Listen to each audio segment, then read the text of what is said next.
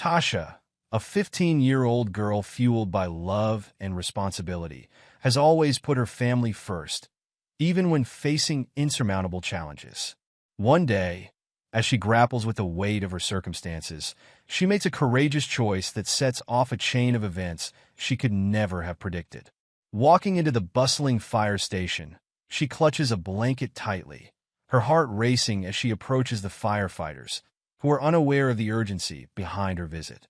What drives Tasha to seek help from the fire station, and how will her bold decision lead to revelations that could change everything? The tension in the air is palpable as she takes a deep breath, ready to share her burden. Stay tuned to find out what unfolds next. And before we dive in, let us know where you're watching from today. If Tasha's story of courage and resilience resonates with you, don't forget to hit that subscribe button. The small town of Millbrook nestled quietly under a blanket of early morning mist. As the sun began to peek over the horizon, casting a warm glow across the sleepy streets, the Millbrook Fire Station stood tall and proud, a beacon of safety in the community. The red brick building, with its gleaming brass pole and neatly parked fire engines, was already bustling with activity as the day's shift began. Captain Sarah Morgan strode through the station's main doors, her boots echoing on the polished concrete floor. At 42, Sarah was a seasoned firefighter with nearly 2 decades of experience under her belt. Her salt and pepper hair was pulled back in a neat bun, and her sharp blue eyes scanned the room, taking in every detail as she made her way to the common area. "Morning, team," she called out, her voice firm but friendly.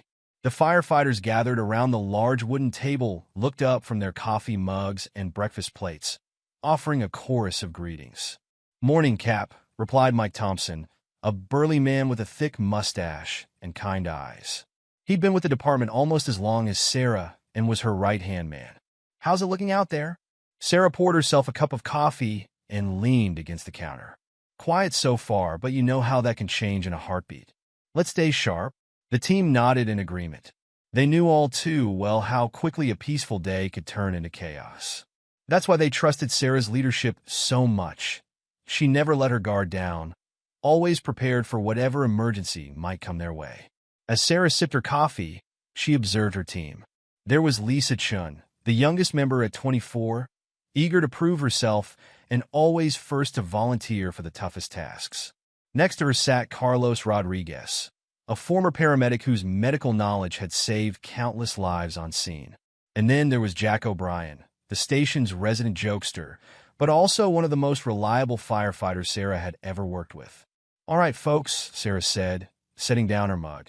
"Let's run through today's drill schedule and then dash." She was cut off by the sudden sound of the station's front door banging open. The team's heads whipped around, instantly alert. It wasn't unusual for people to come seeking help, but something about the urgency of the sound put them all on edge. In the doorway stood a young girl, no more than 15 years old. Her dark skin was ashen, and her eyes were wide with fear and something else, desperation. She clutched a blanket tightly to her chest, her knuckles white from the effort. Sarah was the first to move, approaching the girl slowly, her hands held out in a calming gesture. "Hey there, sweetheart," she said softly. "Are you okay? Do you need help?" The girl's eyes darted around the room, taking in the firefighters who had all risen to their feet. She opened her mouth as if to speak, but no words came out. Instead, a small, choked sob escaped her lips. "It's all right," Sarah continued, her voice steady and reassuring. "We're here to help. Can you tell me your name?" The girl shook her head, clutching the blanket even tighter. Sarah's team exchanged worried glances behind her. They'd seen all sorts of emergencies walk through their doors, but something about this felt different. Mike stepped forward, his large frame somehow less intimidating as he crouched down slightly. "Did something happen to your pet?" he asked gently. "Is that what you've got there in the blanket?" It was a reasonable assumption. They'd had plenty of kids rush in with injured dogs or cats over the years. But the girl shook her head again, more violently this time. Sarah took another step closer, close enough now to see the tears welling up in the girl's eyes. "Whatever it is, we can help," she said. "But you've got to let us know what's going on. Can you show us what's in the blanket?" For a long moment, the girl didn't move. The only sound in the station was the soft hum of the fluorescent lights and the girl's ragged breathing. Then slowly, her arms began to loosen their death grip on the bundle. Sarah reached out, her hand steady despite the adrenaline coursing through her veins. As she carefully pulled back a corner of the blanket, she heard gasps from her team behind her. Her own breath caught in her throat as she looked down at what the girl had been carrying.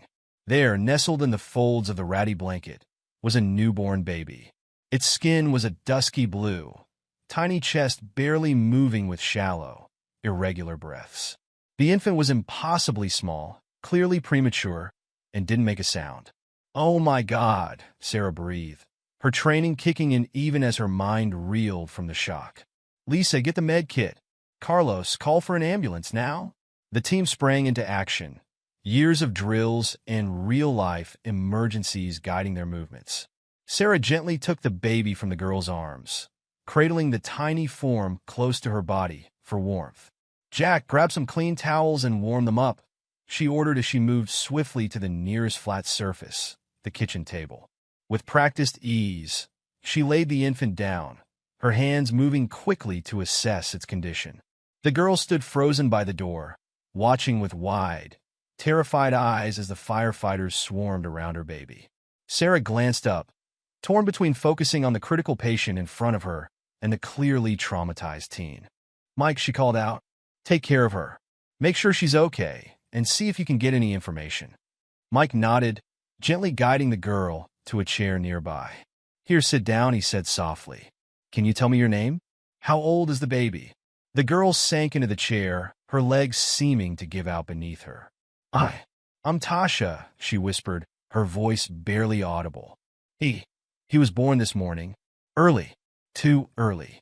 Meanwhile, Sarah worked feverishly over the infant. The baby's skin was cold to the touch, and its breathing was labored. "Carlos, what's the ETA on that ambulance?" "5 minutes out, Cap," Carlos replied, hanging up the phone. Lisa arrived with the med kit, and Sarah quickly pulled out a tiny oxygen mask. "Okay, little one," she murmured as she gently placed it over the baby's nose and mouth. "Let's get you breathing better." Jack returned with the warm towels, and together they worked to raise the baby's body temperature. Sarah's mind raced through her training, assessing and reassessing the situation moment by moment. "Come on, sweetheart," she urged the infant. "Stay with us. You've got a whole life ahead of you." As if in response, the baby's chest began to rise and fall more steadily. A tiny whimper escaped its lips, the first sound they'd heard from it. Sarah felt a wave of relief wash over her, but she knew they weren't out of the woods yet. She looked up at Tasha, who was watching the scene with a mixture of fear and hope on her young face. "Tasha," Sarah said gently, "can you tell us what happened? Where's your mom?" Tasha's lower lip trembled. She doesn't know," she whispered. "Nobody knows. I couldn't." Her words dissolved into quiet sobs. Mike placed a comforting hand on her shoulder, looking at Sarah with concern in his eyes. They'd dealt with plenty of difficult situations before, but a secretly pregnant teenager delivering a premature baby alone? This was new territory. "It's okay, Tasha," Sarah said, her voice firm but kind. "You did the right thing bringing him here. We're going to take good care of both of you." Just then, the wail of sirens cut through the air. Moments later, paramedics burst through the door, their equipment at the ready. Sarah quickly briefed them on the situation as they prepared to transport the baby to the hospital. As they carefully transferred the infant to a waiting incubator, Tasha suddenly stood up. "Wait," she cried out. I need to tell you something." All eyes turned to the young girl. She took a deep, shuddering breath, tears streaming down her face. He's not mine," she said, her voice barely above a whisper. "He's my brother." The room fell silent, the only sound the steady beep of the medical equipment. Sarah felt her heart constrict as the full weight of the situation hit her. This wasn't just about a scared teenage mother. There was a whole other layer to this story that they were only beginning to uncover. "Your brother?" Sarah repeated gently, encouraging Tasha to continue. Tasha nodded, wrapping her arms around herself as if for protection. "My mom, she hid it." The pregnancy. She was so scared and ashamed. When she went into labor this morning, she made me promise not to call anyone. But then the baby came so fast, and he wasn't breathing right, and I didn't know what else to do. Sarah moved to Tasha's side, placing a comforting hand on her back. You did exactly the right thing, Tasha. You saved your brother's life by bringing him here. Tasha looked up at Sarah, her eyes filled with a mixture of relief and lingering fear. What's going to happen now? Will they take him away? Will my mom get in trouble? Sarah exchanged a glance with her team. They all knew that this situation was far more complex than they'd initially thought. There would be questions, investigations, social services involved. But right now, the most important thing was ensuring the health and safety of both the baby and the brave young girl who had saved him. Right now, we're going to focus on getting your brother the medical care he needs, Sarah said firmly. And we're going to make sure you're taken care of too. Everything else, we'll figure out together. Okay. Tasha nodded, some of the tension visibly leaving her body. The wail of sirens pierced the quiet morning as the ambulance sped towards Millbrook General Hospital. Inside, paramedics worked feverishly to stabilize the tiny, premature infant. Captain Sarah Morgan sat beside Tasha, the young girl who had brought the baby to the fire station, her hand resting reassuringly on the teen's shoulder. You're doing great, Tasha, Sarah said softly, her eyes fixed on the bundle of blankets that held the newborn. We're almost there. Tasha nodded silently, her eyes wide and scared. She hadn't taken her gaze off her baby brother since they'd left the fire station. Sarah could feel the girl trembling beneath her touch, a mix of fear and exhaustion evident in every line of her young face. As the ambulance screeched to a halt outside the emergency room entrance, a flurry of activity erupted. The back doors flew open, and a team of doctors and nurses swarmed around the gurney holding the infant. Premature male, approximately 32 weeks gestation, one of the paramedics rattled off as they rushed inside. Respiratory distress, hypothermia. Sarah helped Tasha out of the ambulance, keeping a steadying arm around the girl's waist as they hurried after the medical team. The antiseptic smell of the hospital hit them as they entered, the bright fluorescent lights a stark contrast to the soft morning sunlight outside. They followed the gurney into a treatment room, where doctors and nurses moved with practiced efficiency, attaching monitors and inserting tiny four lines. Tasha pressed herself against the wall, her eyes never leaving her brother's small form. A kind-faced nurse approached them. I'm sorry, but you'll need to wait outside while we work on the baby, she said gently. Tasha's head snapped up, panic flashing across her face. No, I can't leave him. He needs me. Sarah stepped in, her voice calm but firm. Tasha, the doctors need space to help your brother. We'll be right outside, okay? They'll tell us everything that's happening. For a moment, it seemed like Tasha might argue, but then her shoulders slumped in defeat. She allowed Sarah to guide her out into the hallway, where they sank into uncomfortable plastic chairs. The minutes ticked by slowly, each one feeling like an eternity. Sarah watched Tasha, noting how the girl's hands twisted nervously in her lap, her eyes fixed on the closed door of the treatment room. Tasha, Sarah said softly, breaking the tense silence. Is there anyone you want me to call? Your mom, maybe? Tasha's head snapped up, fear flashing in her eyes. No, we can't. She doesn't know I brought him here. She'll be so angry, so scared. Sarah's brow furrowed, concern deepening. Tasha, your mom needs to know what's happening.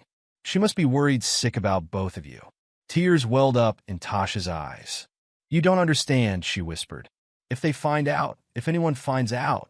Okay, Sarah said softly. Can you tell me a little more about what happened? How did you end up delivering the baby yourself? Tasha's lower lip trembled, and for a moment, Sarah thought she might not answer. But then the words began to spill out, as if a dam had broken. Mom, she hid it so well. I didn't even know she was pregnant until a couple of months ago, Tasha said, her voice barely above a whisper. She made me promise not to tell anyone. She was so scared, Captain Morgan. I've never seen her like that before. Sarah nodded encouragingly, her heart aching for this young girl thrust into such an impossible situation. That must have been really hard for you, keeping that secret, she said. Tasha nodded, a tear slipping down her cheek. This morning, Mom woke me up. She was in so much pain. I wanted to call an ambulance, but she wouldn't let me. She said they'd take the baby away, that we'd get in trouble. Sarah's brow furrowed. There was clearly more to this story, layers of fear and desperation that had led to this moment. Why was she so afraid of getting help, Tasha? The girl's eyes darted around the hallway, as if checking for eavesdroppers. When she spoke again, her voice was so low that Sarah had to lean in to hear her. She's not supposed to have custody of me, Tasha admitted, the words seeming to physically pain her. There was some trouble a few years back. If the authorities found out about the baby, Sarah's mind raced, fitting pieces of the puzzle together. The hidden pregnancy, the home birth, the terror of seeking help. It all painted a picture of a family in crisis, driven to desperate measures by fear and circumstance. Before Sarah could respond, the door to the treatment room opened. A doctor emerged, his face serious but not grim. Both Sarah and Tasha stood up quickly. "How is he?" Tasha asked, her voice cracking with emotion. The doctor offered a small, reassuring smile. "He's stable for now," he said. "We've got him on oxygen and in an incubator to help regulate his temperature. He's very premature, which means there are a lot of challenges ahead, but he's fighting hard." Relief washed over Tasha's face, and Sarah felt some of the tension leave her own body. But she knew they weren't out of the woods yet, medically or legally. "Can I see him?" Tasha asked eagerly. The doctor nodded. "For a few minutes, then we'll need to move him to the NICU for more specialized care." As Tasha followed the doctor into the room, Sarah hung back. She pulled out her phone, knowing she needed to update her team and start addressing the complex situation they now found themselves in. She dialed Mike's number, and he picked up on the first ring. "Cap, how's it going there?" Sarah sighed, running a hand through her hair. "The baby's stable for now, but it's touch and go. Mike, we got a complicated situation on our hands. I need you to do some digging, but quietly." She filled Mike in on what Tasha had revealed, emphasizing the need for discretion. "We need to figure out how to help this family without making things worse," she concluded. "Got it, Cap," Mike replied, his voice grim but determined. "I'll see what I can find out and call you back." As Sarah ended the call, she saw Tasha emerging from the treatment room. The girl's eyes were red-rimmed, but there was a glimmer of hope in them now. "He's so small," Tasha said, her voice filled with wonder and fear in equal measure. "But the nurse let me touch his hand. He grabbed my finger, Captain Morgan. It was like he knew who I was." Sarah smiled, placing a comforting hand on Tasha's shoulder. "Babies are stronger than we give them credit for sometimes," she said. "And it sounds like your brother has a pretty amazing big sister looking out for him." Tasha's face fell at that. "I don't feel very amazing," she mumbled. "If I was really a good sister, I would have gotten help sooner. I should have called an ambulance as soon as Mom went into labor." The guilt in the girl's voice was palpable, and Sarah felt her heart ache. She guided Tasha back to the chairs, sitting down beside her. "Tasha, look at me," Sarah said firmly, waiting until the girl met her eyes. "You were put in an impossible situation. You're just a kid yourself, and you were trying to protect your family. The important thing is that when it really counted, you took action. You saved your brother's life by bringing him to us." Tasha sniffled, wiping at her eyes with the back of her hand. "But what's going to happen now?" she asked, fear creeping back into her voice. "When they find out about Mom, about everything, will they take him away? Will they take me away?" The question hung heavy in the air between them. Sarah wished she had an easy answer, a way to reassure this scared young girl that everything would be okay. But the reality was far more complicated. "I don't know exactly what's going to happen," Sarah admitted, deciding that honesty was the best approach. "But I promise you this. I'm going to do everything in my power to help you and your family. We're going to figure this out together, okay?" Tasha nodded, seeming to draw strength from Sarah's words. Just then, Sarah's phone buzzed with a text from Mike. "Found some info. Call when you can." "Tasha, I need to make a quick call," Sarah said, standing up. "Will you be okay here for a few minutes? The nurses will come get you if there's any change with your brother." After Tasha nodded her assent, Sarah stepped away, finding a quiet corner of the hallway.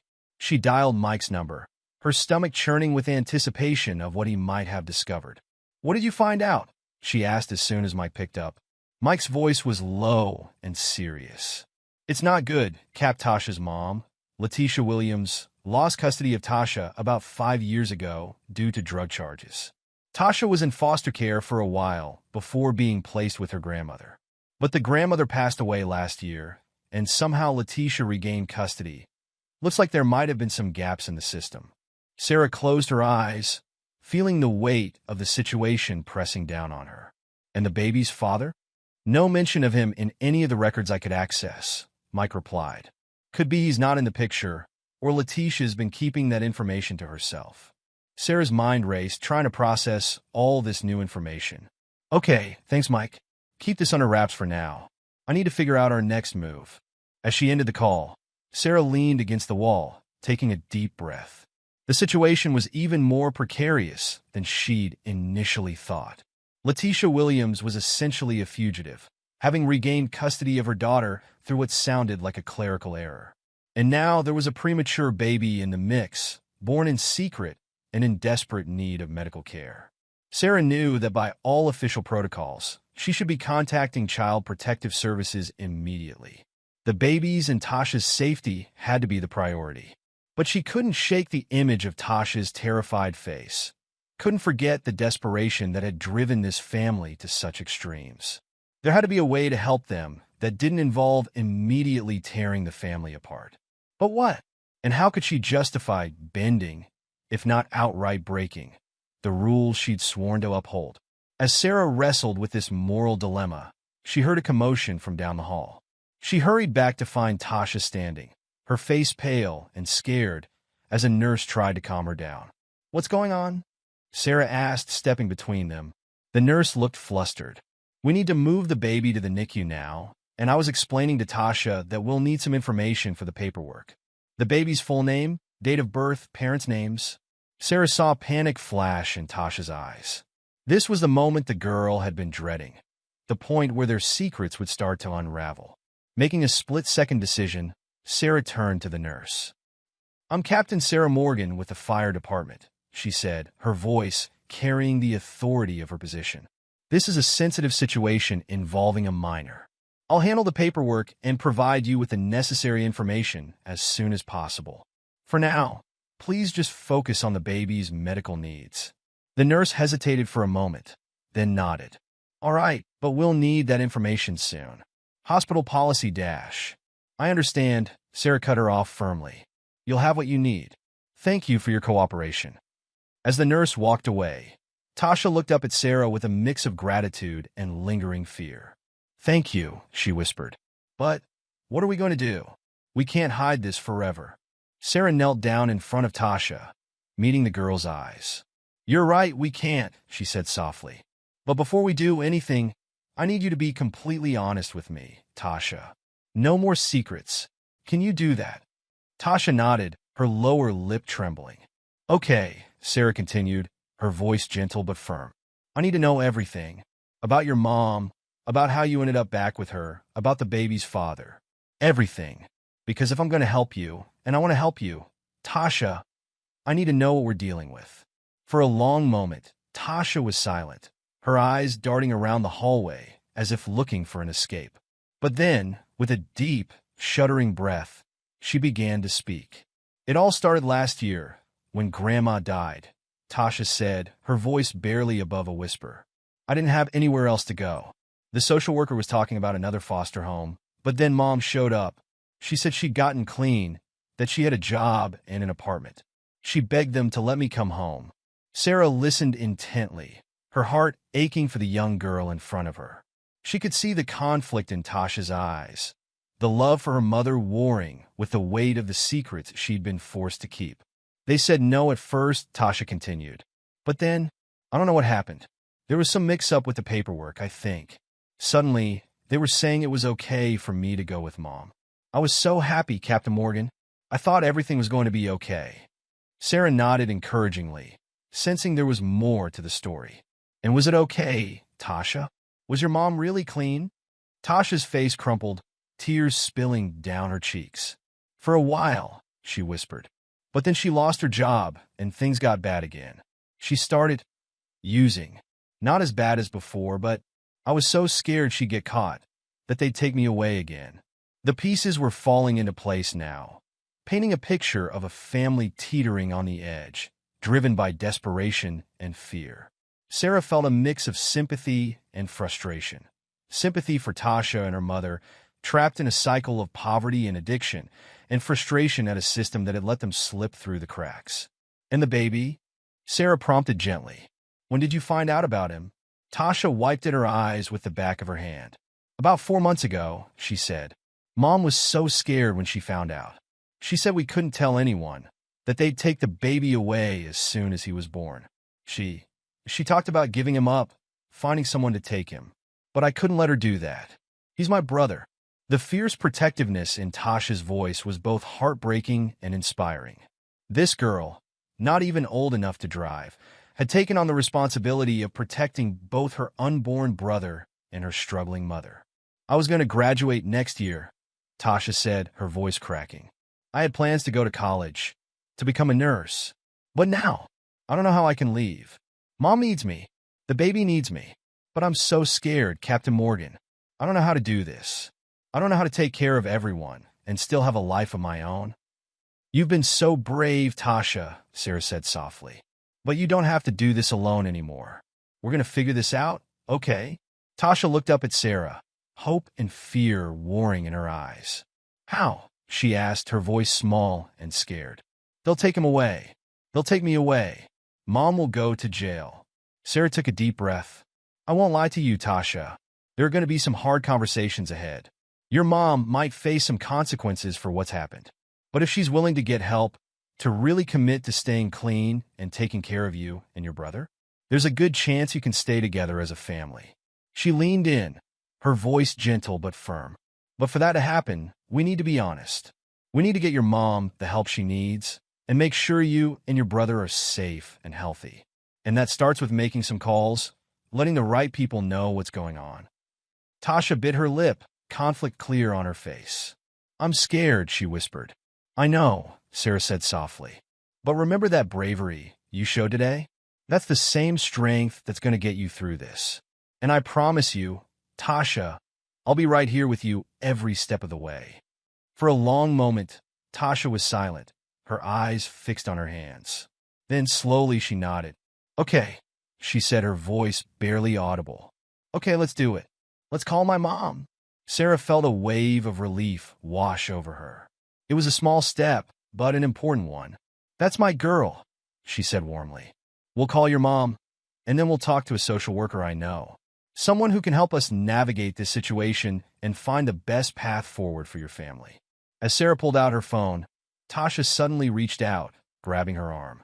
"Captain Morgan," she said, her voice trembling slightly. "Thank you for everything. I don't know what I would have done if—" Sarah smiled, wrapping an arm around Tasha's shoulders. "You're stronger than you know, Tasha. You would have found a way, but I'm glad I could be here to help." As she dialed the number Tasha provided, Sarah felt a sense of cautious hope. The road ahead would be challenging, filled with difficult conversations and hard decisions. But looking at Tasha, seeing the determination in the young girl's eyes, she believed that this family had a fighting chance. The phone rang once, twice, and then a frantic voice answered. "Tasha? Baby, where are you? Are you okay?" Sarah watched as Tasha took a deep breath, squaring her shoulders. "Mom," she said, her voice steadier than Sarah had heard it all day. "I'm okay, but we need to talk. There's someone here who wants to help us." As Tasha began to explain the situation to her mother, Sarah felt a swell of pride. This brave young girl, faced with impossible choices, had taken the first step towards a better future, not just for herself, but for her entire family. The conversation wouldn't be easy. The days and weeks ahead would be filled with challenges. But in this moment, watching Tasha find her voice and her strength, Sarah knew that they had reached a turning point. Whatever came next, they would face it together. Sarah's mind raced as she listened to Tasha's side of the conversation with her mother.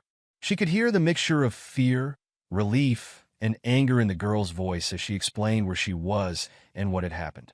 Occasionally, Tasha's eyes would dart to Sarah, seeking reassurance, which Sarah provided with encouraging nods and supportive smiles. As the call went on, Sarah began to formulate a plan. She knew they would need to involve Child Protective Services, But she was determined to approach this in a way that gave Tasha's family the best chance of staying together. She had contacts in the system, social workers who understood the complexities of situations like these and who might be willing to work with the family rather than immediately separating them. Finally, Tasha ended the call, her hand shaking as she lowered the phone. "She's coming," she said, her voice a mix of relief and apprehension. "She was so scared, Captain Morgan. But I think she knows we need help." Sarah squeezed Tasha's shoulder gently. "You did good, Tasha. That was a brave thing you just did."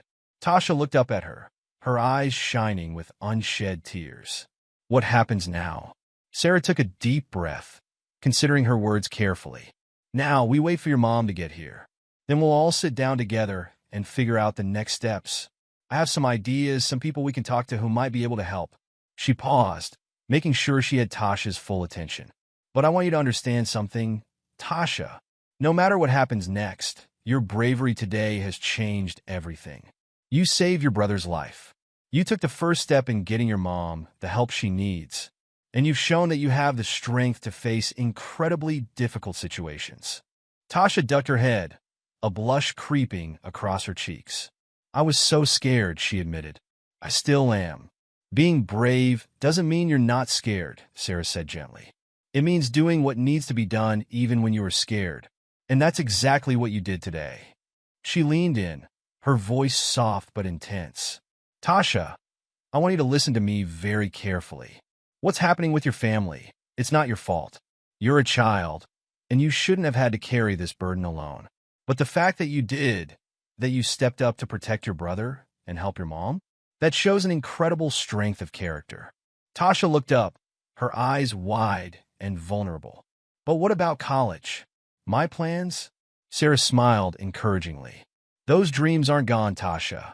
They might look a little different now, or take a different path, but they're still there. And I believe with all my heart that you have the strength to pursue them." She gestured around the hospital. "You wanted to be a nurse, right? Well, look at what you did today. You delivered a baby. You got him the help he needed. You're already showing the kind of quick thinking and compassion that makes a great nurse." A small, tentative smile crossed Tasha's face. "You really think I could still do it?" "I know you can," Sarah said firmly. "It might not be easy. You might have to take some detours along the way. But if this is what you want, you can make it happen. And there are people who will help you, me included." Tasha's smile grew a little stronger. "Thank you, Captain Morgan, for everything." Just then, a commotion at the end of the hall caught their attention. A woman burst through the doors, her eyes wild with fear and desperation. "Tasha," she cried out. "Tasha, baby, where are you?" Tasha stood up, her face a mix of relief and apprehension. "Mom," she called out. "We're over here." As Letitia Williams rushed towards them, Sarah stood as well, positioning herself slightly in front of Tasha. She could see the fear and desperation in the woman's eyes, but also the unmistakable love for her daughter. "Ma'am," Sarah said calmly as Letitia reached them. "I'm Captain Sarah Morgan. I've been with Tasha, making sure she and the baby are taken care of." Letitia's eyes darted between Sarah and Tasha, confusion and fear evident on her face. "The baby, is he?" "He's alive, Mom," Tasha said quickly. "He's in the NICU. He's really small and needs a lot of help, but the doctors say he's fighting." Relief washed over Letitia's face, quickly followed by a fresh wave of fear. But they'll take him away. They'll take both of you away from me." Sarah stepped in, her voice calm but firm. "Ms. Williams, I know you're scared. But right now, the most important thing is making sure your son gets the medical care he needs. And we need to talk about how to move forward in a way that keeps your family together and safe." Letitia's eyes darted between Sarah and Tasha, fear and suspicion warring on her face. "Who are you? Are you with social services?" "No, ma'am," Sarah replied. "I'm a firefighter. Tasha brought the baby to our station this morning, and I've been with her since then. I'm here to help, not to judge or separate your family." Letitia seemed to deflate slightly, the fight going out of her. She sank into a nearby chair, her head in her hands. "I've messed up so bad," she whispered. "I thought I could handle it, thought I could keep it all together. But now—" Tasha moved to her mother's side, placing a comforting hand on her shoulder. "Mom, it's okay. We're going to figure this out. Captain Morgan says there are people who can help us." Sarah knelt down in front of Letitia, her voice gentle but firm. "Ms. Williams, I know you're scared, but hiding and running isn't the answer. It's only going to make things worse. Right now, we have an opportunity to get you and your family the help you need." Letitia looked up, her eyes red-rimmed and desperate. "But they'll take my babies away. I can't lose them. They're all I have." "Not necessarily," Sarah said. "There are programs designed to keep families together while providing support and resources. It won't be easy, and you'll have to commit to making some big changes. But if you're willing to do the work, there's a good chance you can stay together as a family." Hope flickered in Letitia's eyes, quickly replaced by suspicion. "Why are you helping us? Why do you care?" Sarah smiled softly. "Because I've seen the love and strength in this family. Tasha's bravery in bringing her brother here, her determination to protect both of you, that comes from somewhere. And I believe that with the right support, you can all have a better future." Letitia turned to Tasha, her expression a mix of pride and shame. "You did that, baby? You brought him here all by yourself?" Tasha nodded, tears welling up in her eyes. "I was so scared, Mom, but I knew he needed help. I couldn't let anything happen to him." Letitia pulled her daughter into a tight embrace, her body shaking with silent sobs. "I'm so sorry, baby. I'm so sorry you had to do that. I should have been stronger. I should have." "Ms. Williams," Sarah interjected gently. "What's done is done. What matters now is what we do next. Are you willing to accept help? To do whatever it takes to keep your family together and healthy?" Letitia pulled back from Tasha, wiping her eyes. She looked at Sarah, a glimmer of determination breaking through her fear. "Yes," she said softly. "Yes, I'll do anything. I can't lose them. I want to be better for them." Sarah nodded, a sense of cautious optimism filling her. "Okay then, here's what we're going to do. First, we need to talk to the doctors about your son's condition and what kind of care he's going to need. Then I have a friend in social services who specializes in family reunification. She can help us navigate the system, find programs that can support you." She paused, making sure she had both Letitia and Tasha's full attention. "But I need you both to understand, this isn't going to be easy.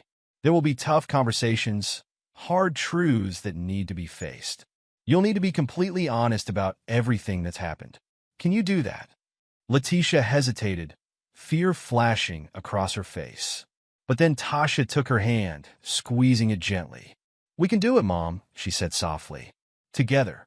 Letitia took a deep breath, then nodded. "Okay," she whispered. "Okay, let's do it." Sarah stood up, feeling a weight lift from her shoulders. It was just the first step on a long and difficult road, but it was a step in the right direction. "All right then, let's go see about your son, and then we'll make some calls." As they walked towards the NICU, Sarah couldn't help but marvel at the strength she saw in both Tasha and Letitia. Despite everything they'd been through, despite the mistakes and the fear, there was a resilience there that gave her hope. The NICU was quiet save for the soft beeping of monitors and the gentle whir of machines. Letitia gasped as they approached the incubator holding her tiny son, her hand flying to her mouth. "Oh, my baby," she whispered, tears streaming down her face. "He's so small." The NICU nurse approached them, her face kind but serious. "Are you the mother?" she asked Letitia. Letitia nodded, unable to take her eyes off the tiny form in the incubator. "Yes, I'm his mom. Is he going to be okay?" The nurse gestured for them to sit in the chairs near the incubator. "Your son is very premature," she explained gently. "He's facing some significant challenges. His lungs aren't fully developed, which is why he needs help breathing. We're also monitoring him for potential infections and other complications common in preemies." Letitia listened intently, her face a mask of worry and guilt. Tasha stood behind her mother's chair, her hand resting supportively on Letitia's shoulder. But the nurse continued, her voice softening. "He's also showing some positive signs. He's responding well to the treatment so far, and he's got a strong heartbeat. Preemies can be surprisingly resilient." Sarah watched as Letitia absorbed this information, seeing the mix of fear and hope on her face. "What happens next?" Letitia asked, her voice barely above a whisper. "He'll need to stay in the NICU for quite some time," the nurse explained. "We'll be monitoring him around the clock, adjusting his treatments as needed. It's going to be a long road, but we'll be here every step of the way." She paused, looking at Letitia intently. "One of the most important things you can do for him right now is be here. Skin-to-skin contact, talking to him, letting him know you're here. All of that can make a big difference in his recovery." Letitia nodded eagerly. "I'll be here, every day, as much as I can. I promise." The nurse smiled encouragingly. "That's great. Now, we do need to go over some paperwork and get more details about the pregnancy and birth. Is now a good time to do that?" Letitia hesitated, fear flashing across her face. She looked at Sarah, silently pleading for help. Sarah stepped forward. "Actually, there are some complicated circumstances we need to discuss first. Is there somewhere private we could talk?" The nurse's brow furrowed slightly, but she nodded. "Of course. We can use one of the consultation rooms. Let me just get the doctor to join us." As they followed the nurse out of the NICU, Sarah felt the tension radiating from both Letitia and Tasha. She placed a reassuring hand on each of their shoulders. "Remember," she said softly, "honesty is the best path forward here. It might be scary, but it's the only way to ensure you get the help you need." They entered a small, private room with comfortable chairs and a round table. The nurse excused herself to fetch the doctor, leaving the three of them alone for a moment. Letitia turned to Sarah, her eyes wide with fear. "What do I say? How do I explain?" "The truth," Sarah said gently but firmly. "All of it. It won't be easy, but it's necessary. Remember, the goal here is to get help, not punishment." Before Letitia could respond, the door opened and a doctor entered, followed by the nurse. The doctor, a middle-aged woman with kind eyes and a no-nonsense demeanor, introduced herself as Dr. Patel. "So," Dr. Patel said as they all sat down, "I understand there are some complicated circumstances surrounding this birth. Can you tell me what happened?" Letitia took a deep breath, her hands shaking slightly. Then, with a glance at Tasha and a nod from Sarah, she began to speak. Her voice trembled at first, but grew stronger as she continued, pouring out the whole story. Her past struggles with addiction, losing custody of Tasha, the paperwork mix-up that allowed her to regain custody, her relapse, the hidden pregnancy, and the desperate home birth. As Letitia spoke, Sarah watched the faces of the doctor and nurse carefully. She saw surprise, concern, and a flash of judgment, quickly replaced by professional compassion. When Letitia finished, the room was silent for a long moment. Dr. Patel leaned forward, her voice gentle but serious. "Thank you for your honesty, Ms. Williams. I know that wasn't easy. Now, I need to be clear. Given the circumstances, we are legally obligated to report this to Child Protective Services." Letitia's face crumpled, tears spilling down her cheeks. "Please," she whispered, "please don't take my babies." Dr. Patel held up a hand. "That's not necessarily what will happen. CPS's primary goal is to keep families together when it's safe to do so. But they will need to investigate and determine the best course of action for both children's safety and well-being." She turned to Sarah. "Captain Morgan, can you tell me your involvement in this situation?" Sarah nodded, explaining how Tasha had brought the baby to the fire station and her role in bringing them to the hospital. She also mentioned her contact in social services who specialized in family reunification. Dr. Patel listened intently, then nodded. "That's helpful information. Ms. Williams, I want you to understand something. The fact that you're here now, that you're being honest about what happened, that's a positive step. It shows you want to do right by your children." She paused, making sure she had Letitia's full attention. "The road ahead won't be easy. You'll need to commit to a treatment program, to therapy, to proving that you can provide a stable and safe environment for your children. But if you're willing to do that work, there's a good chance you can keep your family together." Letitia nodded eagerly, hope shining through her tears. "I'll do anything. I swear, I'll do whatever it takes." Dr. Patel smiled gently. "That's good to hear. Now, here's what's going to happen next. We're going to focus on providing the best possible care for your son. You'll be able to visit him, to be involved in his care as much as possible. Meanwhile, we'll contact CPS and begin the process of assessment and intervention. She turned to Sarah. Captain Morgan, if you could get in touch with your contact in social services, that would be helpful. The more resources and support we can line up, the better. Sarah nodded, already pulling out her phone. I'll call her right away. As the meeting concluded, Sarah could see the mix of fear and determination on both Letitia and Tasha's faces. She knew the road ahead would be challenging, filled with difficult conversations and hard choices. But she also saw the love that bound this family together, the strength that had brought them this far. Over the next few hours, a whirlwind of activity swept through the hospital. Sarah's contact from social services, a compassionate woman named Maria Rodriguez, arrived to begin the assessment process. She spoke at length with Letitia, Tasha, and Sarah, gathering information and outlining potential support programs.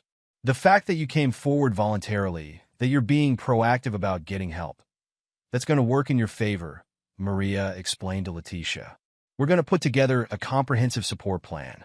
It'll involve addiction treatment, parenting classes, regular check-ins, and support for both you and Tasha. Letitia nodded, clinging to every word. And we can stay together? Maria's expression was gentle but cautious. That's our goal. You'll need to demonstrate consistent progress and commitment to the program. There may be a period of supervised visitation or other precautions. But if you stick with it, if you do the work, then yes, we believe families heal best when they're together. As the day wore on, Sarah watched as Letitia and Tasha began to transform. The fear and desperation that had clouded their faces started to give way to cautious hope. They spent hours by the baby's incubator, talking softly to him, reading up on premature infant care, and asking the nurses endless questions. Late in the afternoon, Sarah found Tasha alone in the NICU, her hand resting gently on the incubator as she watched her baby brother sleep. How are you holding up? Sarah asked softly, coming to stand beside her. Tasha looked up, a small smile on her tired face. It's been a lot, but I think we might be okay. Sarah nodded, placing a comforting hand on Tasha's shoulder. You've been incredibly brave today, Tasha. I hope you know that. Tasha's smile faltered slightly. I'm still scared, she admitted. What if Mom can't do it? What if it's all too much? Sarah turned Tasha to face her, her expression serious but kind. Listen to me, Tasha. I can't promise you that everything will be perfect. Your mom has a long, hard road ahead of her. There will be setbacks and struggles. But what I saw today, the love you have for each other, the determination to make things right, that gives me hope. She paused, making sure she had Tasha's full attention. And no matter what happens, I want you to remember something. You are strong. You are capable. The bravery and maturity you've shown today prove that. Whatever challenges come your way, I believe in you. Tasha wiped at her eyes, a tentative smile breaking through her tears. Thank you, Captain Morgan, for everything. I don't know what we would have done without you. Sarah pulled her into a gentle hug. You're welcome, Tasha. And remember, this isn't goodbye. I'll be checking in on you and your family, helping however I can. As they broke apart, Letitia entered the NICU, her face tired but more peaceful than Sarah had seen it all day. She joined them at the incubator, placing one hand on the clear plastic and the other on Tasha's shoulder. The nurse says he's getting stronger, Letitia said softly. She said we could try some kangaroo care tomorrow if he keeps improving.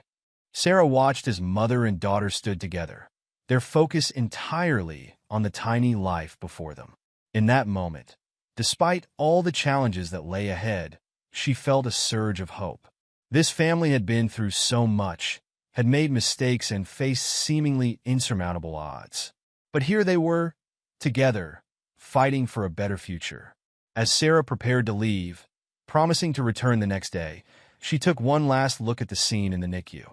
Letitia and Tasha sat side by side, their hands linked as they watched over the baby. It was an image of love, of resilience, of a family determined to heal and grow stronger together. Walking out of the hospital into the fading evening light, Sarah felt a mix of exhaustion and satisfaction. The day had been long and emotionally draining, but she knew that something important had happened here. A family had been given a chance at a new beginning. A baby's life had been saved, and a young girl had discovered a strength she didn't know she possessed. As she climbed into her car, Sarah's phone buzzed with a text from Maria, the social worker. Support plan in place. First step scheduled for tomorrow. Thank you for your help today. Sarah smiled, feeling a weight lift from her shoulders. There would be more challenges ahead, more hurdles for Letitia, Tasha, and their family to overcome. But they had taken the first, crucial steps towards a better future. And Sarah knew, with a certainty that warmed her heart, that she would be there to support them every step of the way. The early morning sunlight filtered through the windows of the neonatal intensive care unit, casting a soft glow over the incubators and monitors. Sarah Morgan stepped quietly into the room, her eyes immediately drawn to the familiar figures huddled around one particular incubator. Letitia Williams sat in a rocking chair, her son cradled against her chest, skin to skin. The tiny boy, still connected to various tubes and wires, seemed impossibly small against his mother's frame. But there was a peacefulness to the scene that brought a smile to Sarah's face. Tasha stood nearby, her hand resting gently on her mother's shoulder as she watched her baby brother with a mixture of love and concern. As Sarah approached, Tasha looked up, her face lighting up with recognition. "Captain Morgan," she said softly, careful not to disturb the tranquil atmosphere. "You came back." Sarah nodded, placing a gentle hand on Tasha's back. "Of course I did. I told you I'd be here to support you, didn't I?" Letitia looked up, her eyes filled with a mixture of gratitude and lingering anxiety. "Thank you for coming," she whispered. We just finished our first kangaroo care session." Sarah smiled warmly. "That's wonderful. How did it feel?" Letitia's eyes welled with tears. "It was amazing. Terrifying, but amazing. He's so small, but I could feel his little heart beating against me. It made everything feel real." Dr. Patel approached, her clipboard in hand and a cautiously optimistic expression on her face. "Ms. Williams, Tasha," she greeted them, nodding to Sarah as well. "I have some good news. Your son's latest tests are showing improvement. His oxygen levels are stabilizing, and he's gaining weight, albeit slowly." Letitia's grip on her son tightened slightly, her eyes wide with hope. "Does that mean is he going to be okay?" Dr. Patel's smile was gentle but cautious. "We're still taking things day by day, but these are very positive signs. He's a fighter just like his family." As the doctor continued to explain the baby's condition and the next steps in his care, Sarah watched the interplay between Letitia and Tasha. The bond between them seemed to have strengthened, forged anew in the crucible of their shared ordeal. Yet she could still see the weight of their situation in the tension of their shoulders, the worry lines etched on their faces.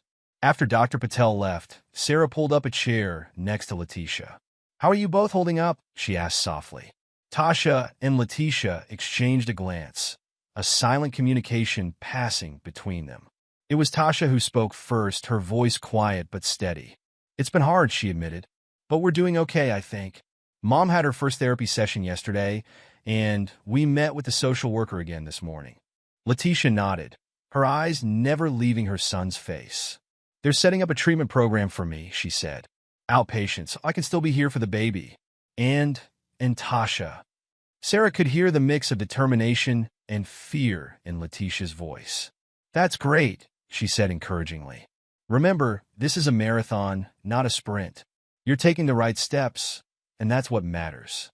Just then, a soft knock at the door drew their attention. Maria Rodriguez, the social worker Sarah had contacted, entered the room with a gentle smile. "Good morning," she said softly. "I hope I'm not interrupting." Letitia shook her head, gesturing for Maria to join them. As the social worker pulled up a chair, Sarah could see Tasha tense slightly, her hand tightening on her mother's shoulder. "I wanted to touch base with you about the next steps in our support plan," Maria began, her tone warm but professional. "Letitia, your treatment program is set to begin next week. We've arranged for transportation to and from the sessions, and there will be childcare available for when the baby is ready to come home." Letitia nodded, her expression a mixture of gratitude and apprehension. Thank you, she said softly. I'm nervous, but I'm ready. I want to do this right. Maria smiled encouragingly before turning to Tasha. And Tasha, I've been in touch with your school. We've arranged for a tutor to help you catch up on the work you've missed, and the guidance counselor is aware of your situation. They're prepared to offer extra support to help you stay on track for graduation. Tasha's eyes widened in surprise. Really? I was worried I might have to drop out. Absolutely not, Maria said firmly. Your education is a priority, Tasha. We want to make sure you have every opportunity to pursue your dreams. Sarah watched as Tasha's shoulders relaxed slightly, a glimmer of hope sparking in her eyes. It was a small thing, perhaps, in the face of all they were dealing with, but Sarah knew how important it was. Tasha's dreams of becoming a nurse, of building a future for herself. Those were lifelines, something to hold on to in the storm of uncertainty they were navigating. As Maria continued to outline the support plan, Sarah found herself marveling at the resilience of this family. Just days ago, they had been trapped in a web of secrecy and fear, driven to desperate measures by their circumstances. Now here they were, taking the first tentative steps towards healing and rebuilding. It wouldn't be easy. Sarah had no illusions about the challenges that lay ahead. Letitia's road to recovery would be long and fraught with potential setbacks. Tasha would have to balance the demands of school with her roles as daughter and sister, navigating a level of responsibility far beyond her years. And the tiny boy in the incubator, still fighting for every breath, faced an uncertain future. But as Sarah watched Letitia gently stroke her son's cheek, saw the determined set of Tasha's jaw as she listened to Maria's plans, she felt a surge of hope. This family had already overcome so much. With the right support, with the love and determination she saw before her, Sarah believed they had a real chance at a brighter future. As the days turned into weeks, Sarah found herself returning to the hospital regularly, watching as the Williams family slowly began to find their footing in their new reality. The baby, whom Letitia had named Jamal, continued to grow stronger. There were setbacks, a respiratory infection that left everyone on edge for days, moments when his oxygen levels would suddenly drop, but he fought through each challenge with a tenacity that amazed the NICU staff. Letitia threw herself into her treatment program with a determination that both heartened and worried Sarah. She could see the toll it was taking on the woman, the emotional exhaustion after therapy sessions, the physical strain of balancing treatment with long hours at the hospital. But she could also see the growing strength in Letitia's eyes, the way she held herself a little straighter with each passing day. One afternoon, about a month after Jamal's birth, Sarah arrived at the hospital to find Letitia alone in the NICU, gently rocking Jamal in her arms. The boy, while still small for his age, had grown significantly. His skin, once paper-thin and fragile, had taken on a healthier hue, and his dark eyes seemed to track movement with growing awareness. "Where's Tasha?" Sarah asked softly as she approached. Letitia looked up, a mixture of pride and melancholy in her smile. "At school," she said. "She had a big test today. I told her I'd be okay here on my own." Sarah nodded, pulling up a chair beside them. "That's great that she's keeping up with her studies. How's she doing?" Letitia's smile grew a little stronger. "She's amazing," she said, her voice filled with pride.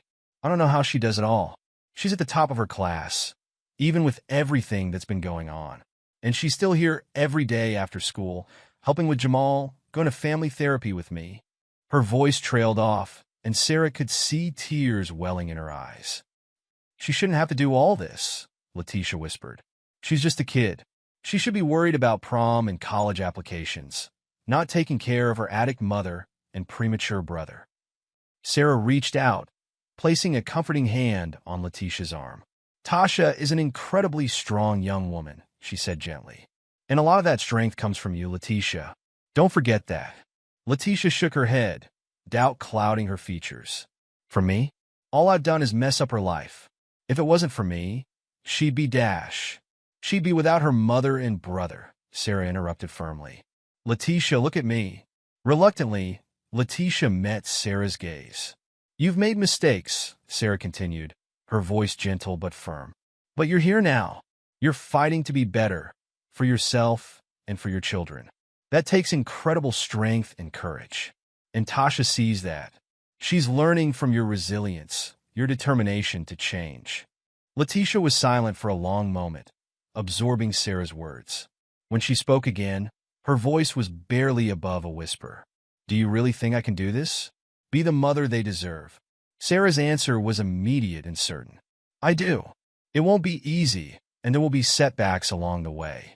But I've seen how hard you're working, how much you love your children. With continued support and your determination, I believe you can build the life you all deserve. As if sensing the emotional weight of the moment, Jamal stirred in Letitia's arms, letting out a soft coo.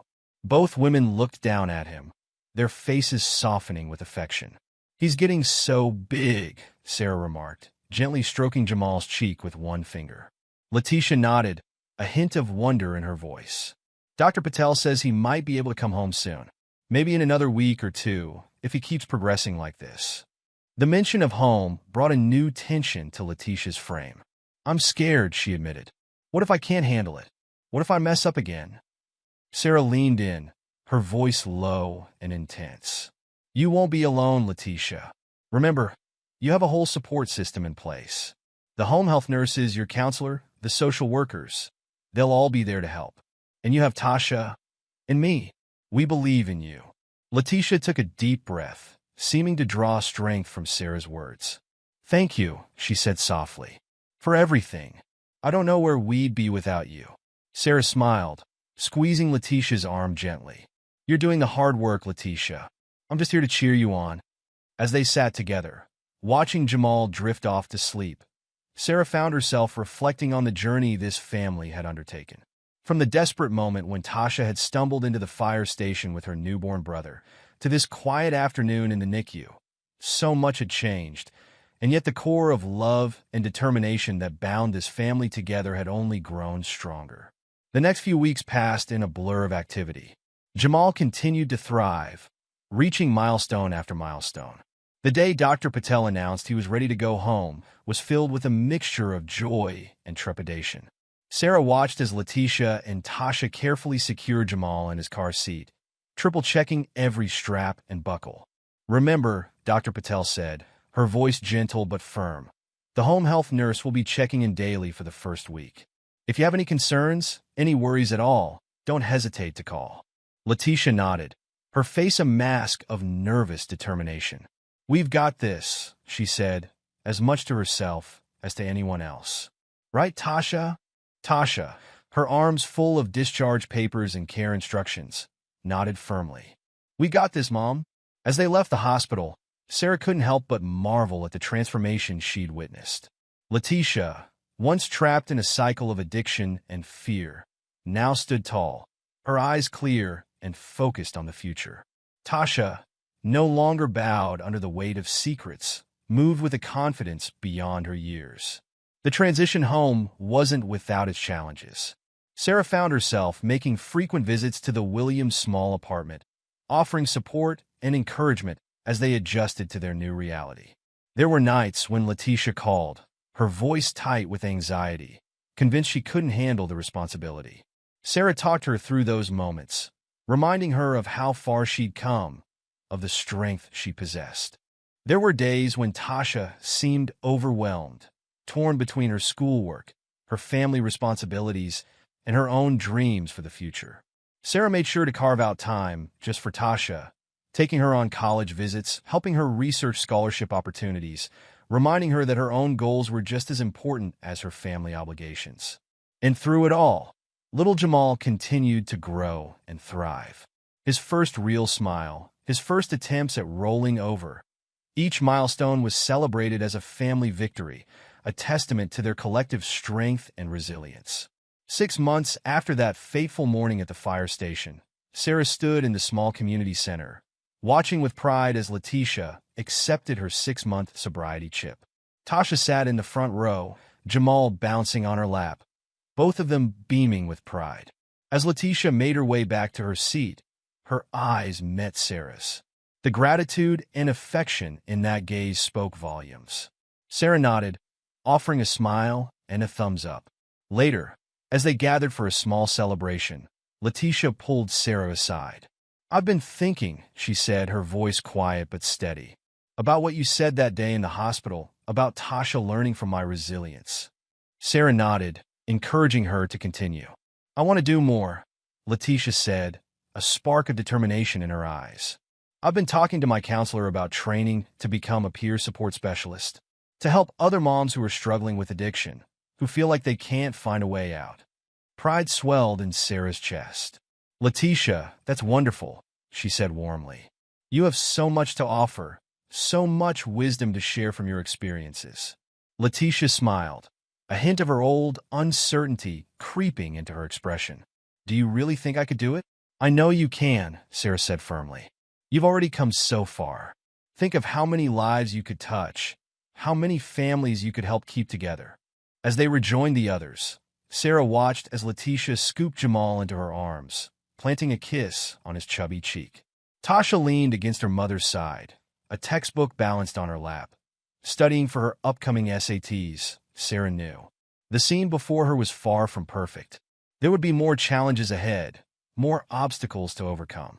But as Sarah looked at this small family, Letitia, standing tall and proud in her recovery, Tasha, balancing on the cusp of adulthood with grace and determination, and little Jamal, healthy and thriving against all odds, she felt a profound sense of hope. This was a family reborn, forged in the fires of adversity and tempered by love, determination, and the support of their community. As Sarah prepared to leave, Tasha caught her eye, mouthing a silent thank you over her mother's shoulder. Sarah smiled and nodded, her heart full. She had set out to help a family in crisis, but in the end, she realized this remarkable family had taught her just as much about resilience, love, and the enduring strength of the human spirit. As she stepped out into the warm evening air, Sarah felt a renewed sense of purpose. There would be other families in need, other crises to face. But the story of the Williams family would stay with her always, a testament to the power of compassion, second chances, and the unbreakable bonds of family love. If Tasha's story inspired you, be sure to subscribe for more uplifting and heartfelt narratives. And before you go, we'd love to hear from you. How do you think you would have reacted if you were in Tasha's position? Share your thoughts in the comments below.